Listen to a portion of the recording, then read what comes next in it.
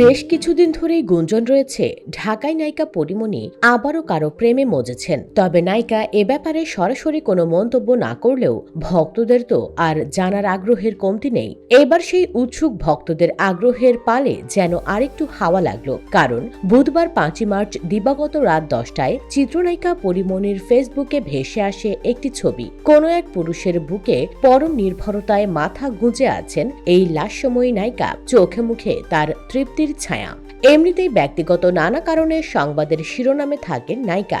তবে ভক্তদের আর বুঝতে বাকি নেই পরীর জীবনে আবারও ঘটতে যাচ্ছে নতুন কারো আগমন। পরীর পোস্ট করা ছবিতে সেই যুবকের মুখ দেখা না গেলেও অনেকেই দাবি করছেন এটি তরুণ সঙ্গীত শিল্পী শেখ সাদি। এর কারণ হিসেবে এই গায়কের ব্যবহৃত হাতঘড়ির সঙ্গে পরীমণির পাশে থাকা পুরুষের হাতঘড়ির মিল খুঁজে পাচ্ছেন।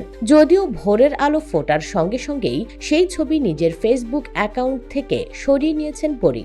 এছাড়াও সম্প্রতি সময়ে শেখ সাদির সঙ্গেই পরীমণির প্রেমের গুঞ্জন ভেসে বেড়াচ্ছে ছবিজাঙ্গনে, যে কারণে ভক্তরা দুয়ে দুয়ে চার মেলাতে ব্যস্ত হয়ে পড়ছেন।